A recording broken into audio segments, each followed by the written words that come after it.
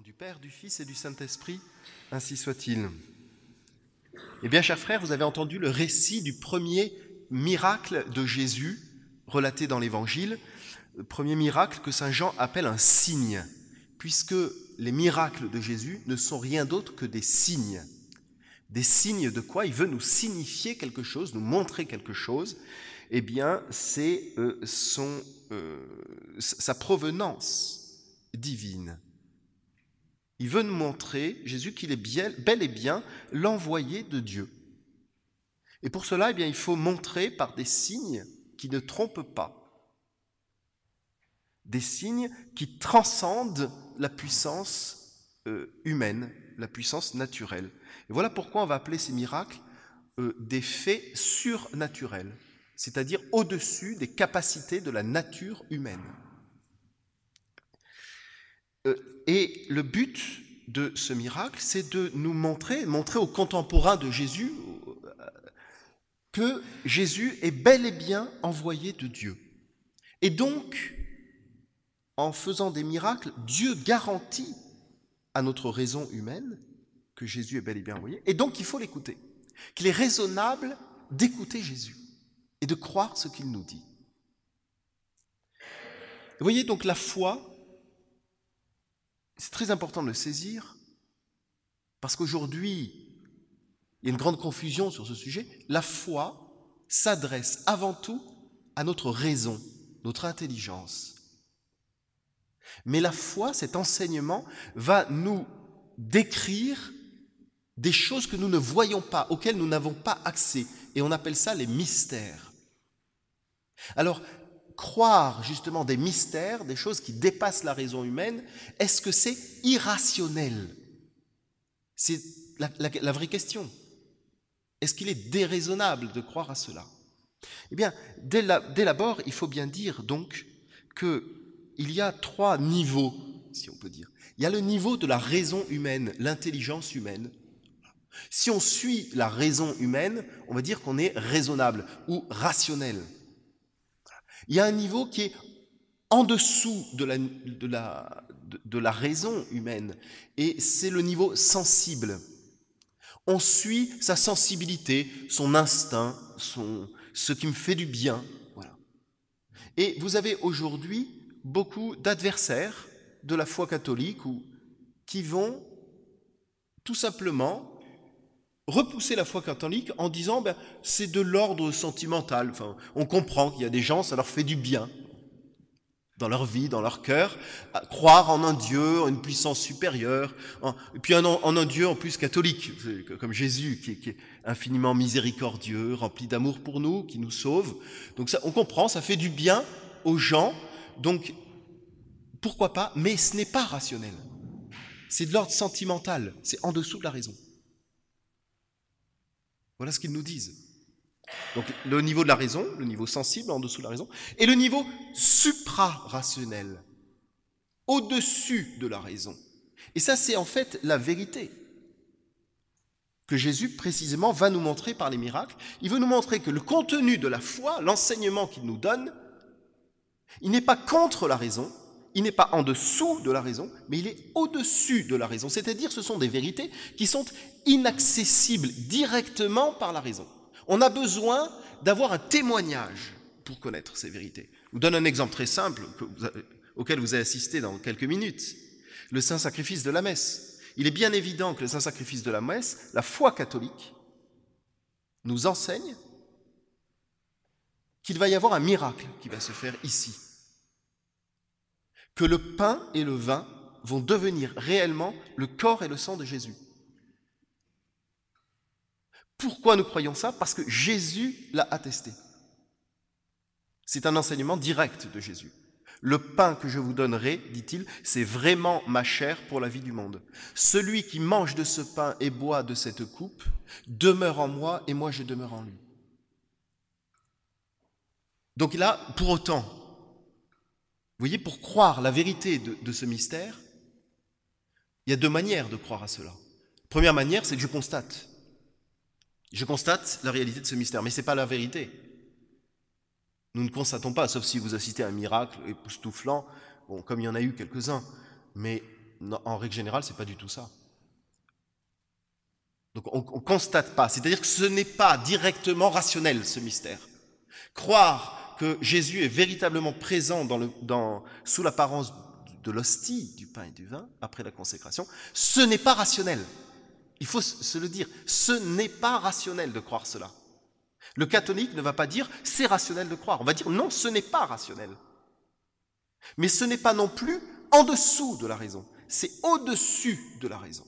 Alors pourquoi vous le croyez dans ce cas-là, si ce n'est pas rationnel? Eh bien tout simplement parce que nous avons des motifs de croire que c'est vrai. Et quels sont ces motifs de croire que c'est vrai? C'est que Jésus, précisément, nous l'a enseigné explicitement, nous l'a attesté, et lui-même donne des signes qu'il faut le croire, qu'il est raisonnable de croire. Et c'est ce qu'on appelle les miracles. Le but des miracles sont véritablement là pour s'adresser, pas à notre cœur, à notre sensibilité, mais à notre intelligence. Qu'on puisse constater qu'il y a là devant nous un fait surnaturel, le miracle. Et ce fait surnaturel est un signe de Dieu pour nous dire, vous devez croire à celui qui fait ce fait surnaturel, ce miracle. Croire à Jésus. Ainsi, vous voyez, quand on a la foi, eh bien, il y a donc deux fondements à notre foi. Un fondement extérieur à nous et un fondement intérieur. Le fondement extérieur, c'est le fondement de la crédibilité de la foi. Et c'est ce qu'on appelle le miracle, comme je viens de vous le dire. C'est extérieur à moi. Ce miracle s'adresse à ma raison et me dit c'est crédible de croire cet homme-là, Jésus. Ça, c'est le fondement extérieur. Et le fondement intérieur de la foi, c'est la grâce de Dieu. C'est Dieu qui va toucher mon âme, qui vient éveiller mon âme de son sommeil pour m'ouvrir, si vous voulez, à ce monde mystérieux de la foi. C'est-à-dire, quand je dis mystérieux, c'est pas bizarre, c'est le monde des vérités qui transcendent la raison, des mystères. Le monde de la Sainte Trinité, le fait qu'il y a un seul Dieu en trois personnes, qui est Père, qui est Fils et qui est Esprit Saint. C'est un monde de mystère. Et vous voyez, pour aller dans ce monde-là, il est nécessaire d'avoir intérieurement la grâce de Dieu qui nous touche. Mais, pour être sûr que c'est la grâce de Dieu qui me touche, eh bien, il faut que ma raison intervienne et que ce soit crédible. Et voilà pourquoi, lorsque vous discutez avec un musulman, le musulman va dire à peu près la même chose que nous. Je me souviens bien d'une discussion avec un imam sénégalais là-dessus. Et il était à peu près d'accord. Il disait, il est clair que la foi, c'est un don de Dieu. C'est un don de Dieu. Et donc, du coup, on a la foi ou on ne l'a pas, parce qu'on a le don de Dieu ou on n'a pas reçu ce don de Dieu. Alors, évidemment, je lui ai dit, très bien, mais quand même, vous voyez, vous êtes musulman, moi je suis catholique. Vous dites que vous avez la foi, que c'est un don de Dieu. Moi, je dis aussi que j'ai la foi, que c'est un don de Dieu. Il y a un petit problème quand même. Pourquoi? Parce qu'on ne croit pas du tout la même chose. Alors la question est, c'est pas parce que je sens que je suis touché, que j'ai la foi, que je veux croire en Dieu, que ce que je vais croire est vrai. Il faut que l'enseignement que je vais croire, que lui soit garanti par Dieu. Et donc il y a un motif de crédibilité qui s'adresse à ma raison. Et donc un miracle. Et voilà pourquoi la grande différence entre l'islam et le christianisme, à la base, est là. C'est que le christianisme repose sur une foule de faits historiques, de faits extérieurs, historiques et même présents, extérieurs, des miracles et l'accomplissement de prophéties.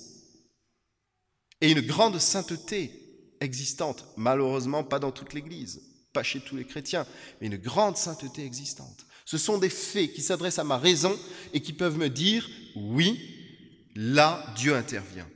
Et donc je vais croire Jésus, je vais croire son enseignement. Tandis que, évidemment, dans l'islam, on n'a pas à la base de l'islam ces manifestations qui s'adressent à notre raison, tous ces miracles qu'on peut voir dans l'Évangile, eh bien, il n'y a pas du tout cela dans le Coran. Vous comprenez bien. Voilà pourquoi, vous voyez, la démarche intérieure de répondre à la grâce de Dieu qui touche mon âme passe par le crible de ma raison. Est-ce que oui ou non, il y a des motifs de crédibilité? Alors j'en viens maintenant, et c'est la fin de mon sermon, j'en viens maintenant, vous voyez, au fond de ce que je veux vous enseigner aujourd'hui, c'est de dire, voyez-vous, lorsque on a ces motifs de crédibilité qui sont là, l'existence du miracle surnaturel, à partir de ce moment-là, j'ai la garantie que effectivement Dieu est là, il intervient. En Jésus, Dieu intervient. Et donc, ma réponse, qu'est-ce qu'elle va être? Eh bien, elle est de m'abandonner à ce Jésus. Puisque j'ai la garantie rationnelle que Dieu est là en Jésus, eh bien, je le crois. Je mets ma foi en Jésus. Vous voyez, c'est plus que, un petit acte intellectuel qui dit « je crois à mon prof ». La foi catholique, c'est de s'abandonner complètement en Jésus. Puisque là, c'est vraiment Dieu qui est là, eh bien, je fais absolument confiance, je me livre à lui, je m'abandonne, je me donne à lui. Et voilà pourquoi la foi, eh bien, transforme notre vie. Parce qu'à partir de ce moment-là, on va changer quelque chose, on va changer de chemin, on lui fait totalement confiance à notre Seigneur. Et c'est ça l'important. Et comme je lui fais confiance, eh bien, je ne vais pas, dans ce second temps, je ne vais pas m'amuser à essayer de comprendre par ma raison humaine tous ces mystères qui sont supra-rationnels. Parce que je n'y arriverai jamais. Je n'y arriverai jamais. Et il y a malheureusement des catholiques qui font ça et qui, pendant toute leur vie, eh bien, stagnent dans la montée vers le ciel, vers la sainteté. Ils stagnent, ils ne progressent pas. Pourquoi? Parce qu'ils en sont toujours à essayer d'analyser, au fond, ce que Jésus nous a dit. Est-ce que c'est vrai? Est-ce que c'est ça? Non, c'est pas la question. La question, c'est est-ce que Jésus est-il vraiment le Fils de Dieu? Est-ce que Jésus nous a réellement prouvé qu'il vient de Dieu? Là, oui, il faut être raisonnable, rationnel, il faut décortiquer, il faut voir si les miracles sont vrais, il faut voir si les prophéties sont vraies, il faut voir tous ces motifs de crédibilité. Mais une fois qu'on a répondu, c'est bon, j'ai compris. C'est clair. Ça ne peut pas être autrement. Jésus est bel et bien l'envoyé de Dieu. Et donc, je crois tout. Et donc, il m'enseigne qu'il y a un seul Dieu en 3 personnes, je crois. Je ne peux pas remettre ça en doute parce que précisément, c'est Dieu qui me parle à travers Jésus. Qu'il y a vraiment le corps de Jésus vivant dans l'hostie, je le crois. Je ne m'amuse pas à remettre ça en doute. Pourquoi? Parce que c'est Dieu qui me l'enseigne à travers Jésus. Je crois que l'Église est indéfectible jusqu'à la fin du monde. Je ne m'amuse pas à remettre ça en doute. Parce que c'est Jésus qui m'a enseigné dans l'Évangile. Et vous voyez, à partir de ce moment-là, vous êtes un vrai catholique. C'est-à-dire que vous croyez tout, vous vous livrez, vous vous abandonnez à notre Seigneur. Vous remettez entre ses mains avec une immense confiance. Et alors on se laisse faire. Et on boit l'Évangile, on boit la parole de Dieu. Et il nous dit quelque chose, eh bien j'y vais. Et je n'ai pas peur. Je sais que Jésus me dit qu'il y a la croix dans ma vie. Il y a l'épreuve, il y a la difficulté. Mais je n'ai plus peur. J'aborde tout ça, pourquoi? Parce que je me suis remis entre les mains de notre Seigneur. Avec une immense confiance, je m'abandonne à lui. Et voilà, mes bien chers frères, ce que doit produire en nous la foi. Et je conclus, c'est ce que Saint Jean, qui écrit la page d'évangile que vous avez entendue, a bien saisi. Saint Jean qui a assisté à ce miracle de Cana, le premier miracle. Les disciples qui commençaient tout juste à suivre Jésus, ils ne connaissaient pas encore très bien Jésus. Ils étaient attirés par lui. Ils ont senti en lui la sainteté extraordinaire, mais c'est tout. Et là, ils ouvrent leurs yeux. Et il dit, mais attendez, Jésus, c'est pas seulement un prophète, c'est vraiment Dieu parmi nous. Et Saint Jean conclut cette page d'évangile, vous pouvez le lire dans vos missels, en disant « Et à partir de ce jour-là, ses disciples crurent en lui. » C'est pas seulement le crurent, mais crurent en lui, en la personne de Jésus. C'est-à-dire, ils se livrent à Jésus, ils font totalement confiance à Jésus. Et voilà pourquoi tous ces apôtres ont suivi Jésus et ils l'ont suivi jusqu'au bout. Avec les épreuves que ça a comporté, leur faiblesse, leur chute, mais ils l'ont suivi jusqu'au bout. On n'a pas des apôtres qui se sont dit « Bon, maintenant, c'est l'heure des vacances, je vais partir un peu en vacances. » Ils ont suivi notre Seigneur jour et nuit pendant tout le ministère de notre Seigneur jusqu'à sa passion. C'est ça la vraie foi. Voilà, en ce début d'année, eh bien, c'est ce que je vous souhaite à tous, que vraiment ce déclic de la vraie foi opère cette lumière en notre cœur, au nom du Père, du Fils et du Saint-Esprit. Ainsi soit.